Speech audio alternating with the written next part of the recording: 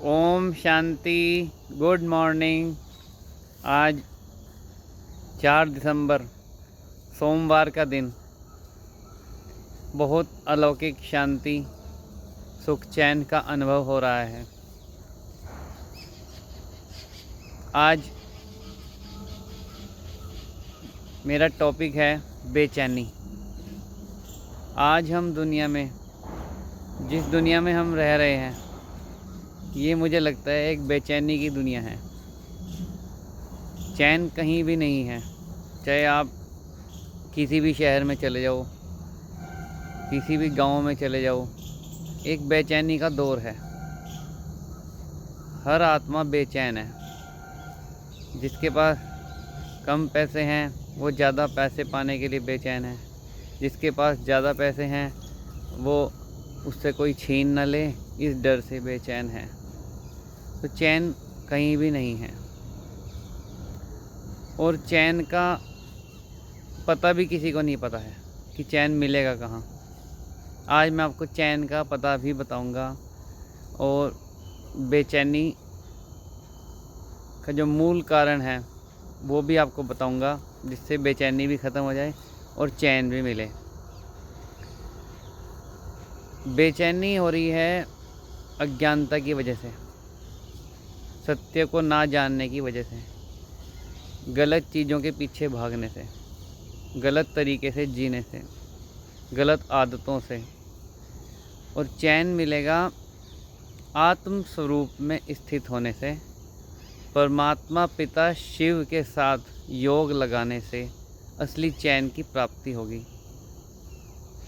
तो दोस्तों, जब तक हम परम पिता शिव से अपनी आत्मा का संबंध नहीं जोड़ते कुछ देर, तब तक हमारे जीवन में चैन आ ही नहीं सकता। और ये समझो कि जीवन ही उसके बाद शुरू होता है। जीवन ही पता तब चलता है जब ज़िंदगी में चैन आता है। बेचैनी की ज़िंदगी क्या ज़िंदगी है, कुछ पता ही नहीं है, बस भागे जा रहे हैं। तो पहले मेडिटेशन सीखो, चैन में आओ।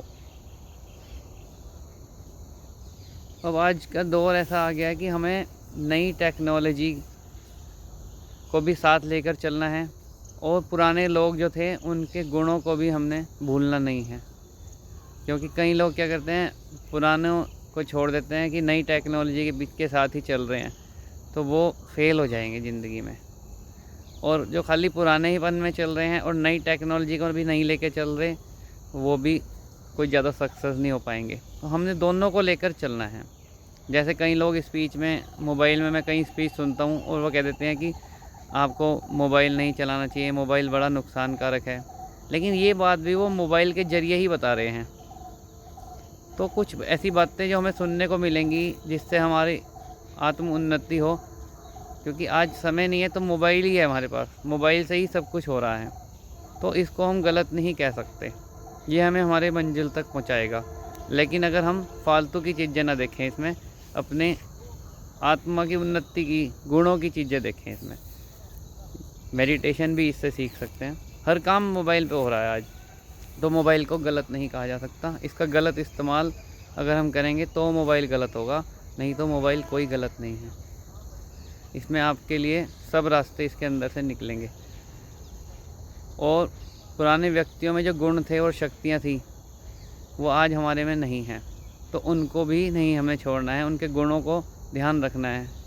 आज भले ही हमारे पास कितनी भी टेक्नोलॉजी है, लेकिन पुराने व्यक्ति हमारे से ज़्यादा समझदार थे, हमारे से ज़्यादा शक्तिशाली थे, उनका विवेक हमारे से ज़्यादा जागृत था। तो अब इतनी टेक्नोलॉजी होने के बाद भी पुराने लोग जल्दी उठते थे। आज लोग इतना ज्ञान प्राप्त करने के बाद भी देर से उठ रहे हैं, तो कौन समझदार हुआ? खाली ज्ञान सुनने से थोड़ा ना ज्ञानी बन जाएंगे।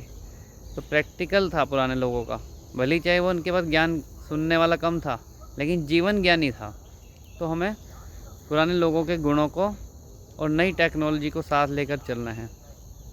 और असली चैन इस समय खुली ऑफर से मिल रहा है। परमात्मा खुद आकर के राजयोग सिखा रहे हैं, दीदियों के द्वारा, वरिष्ठ भाइयों के द्वारा। आश्रम पर आप जा कर के सीखें, फिर आप उसे चाहे घर पर, किसी खाली स्थान पर, किसी पूजा स्थल पर अपना 5 मिनट बैठ के भी करें तो आपको असली चैन मिलेगा। और असली चैन मिलने के बाद ही नए जीवन की शुरुआत होती है।